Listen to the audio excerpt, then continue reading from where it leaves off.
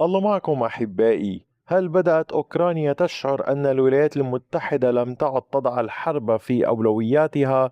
ولماذا أرسل زيلينسكي أهم مفاوضيه بشكل عاجل إلى واشنطن؟ وهل تحاول كييف إنقاذ المفاوضات قبل أن تتغير قواعد اللعبة بالكامل؟ في هذا الفيديو سنتحدث ببساطة حول ما يجري خلف الكواليس بين أوكرانيا والولايات المتحدة وروسيا. تابعوا التفاصيل حتى النهاية لو سمحتم.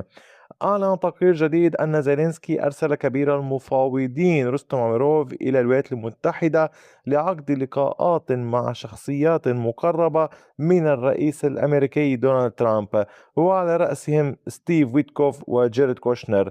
لكن السؤال الأهم هنا، لماذا الآن؟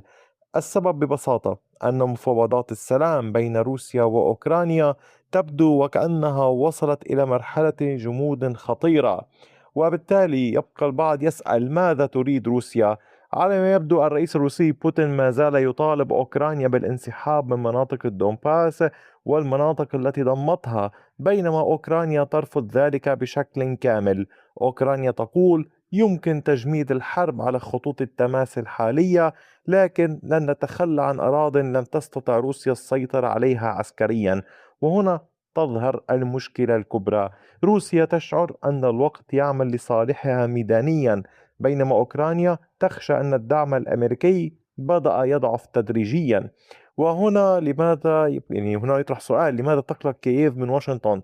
زيلينسكي نفسه اعترف أن اهتمام الولايات المتحدة بدأ يتحول من أوكرانيا إلى الشرق الأوسط، خصوصا مع تصاعد التوترات المتعلقة بإيران.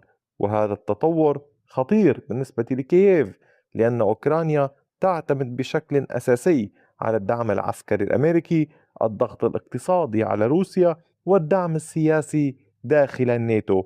لكن عندما يتحول تركيز واشنطن إلى ملفات أخرى، تشعر موسكو أن الضغوط بدأت تتراجع.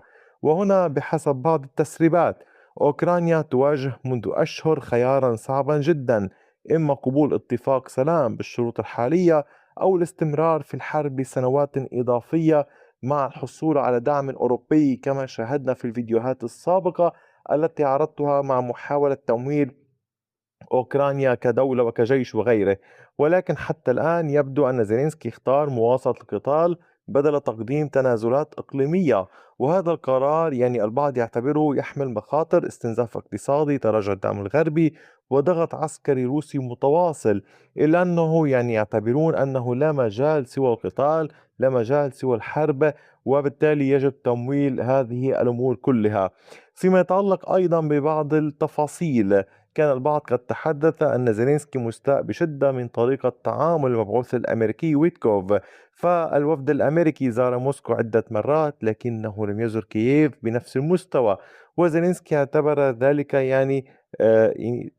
يكون قول كان مستاء إن أمكن القول، وقال بشكل واضح: كيف تذهبون إلى موسكو مرارا ولا تزورون كييف؟ وهذا التصريح يعكس خوفا أوكرانيا حقيقيا من تغير المزاج السياسي داخل واشنطن. أما فيما يتعلق بموضوع إرسال عمروف الآن، هذه الزيارة تبدو محاولة أوكرانية لإعادة تنشيط المفاوضات قبل انهيارها بالكامل. كييف تريد ضمان استمرار الدعم الأمريكي، معرفة موقف إدارة ترامب الحقيقي، ومنع أي اتفاق قد يفرض عليها لاحقا، خصوصا أن البعض كان قد تحدث عن رغبة أمريكية في إنهاء الحرب بسرعة حتى لو تطلب ذلك تقديم تنازلات مؤلمة. الحرب الآن دخلت مرحلة مختلفة. في البداية كان السؤال الآن: هل تنجح أوكرانيا في إعادة واشنطن إلى الواجهة، أم أن العالم بدأ فعلا ينتقل إلى مرحلة ما بعد حرب أوكرانيا والانشغال في حروب لاحقة؟ كما تلاحظون الحروب تؤثر على بعضها البعض. علينا أن ننتظر إلى أين ستؤول الأمور. لا أحد يعلم شيئا، لا أحد يمكنه حسم أي شيء. لذلك لننتظر حتى ذاك الحين وتابع معكم كل تفصيل وكل تطور. فتأكدوا من الانضمام للقناة، وشكرا على وقتكم الثمين، وإلى اللقاء بفيديو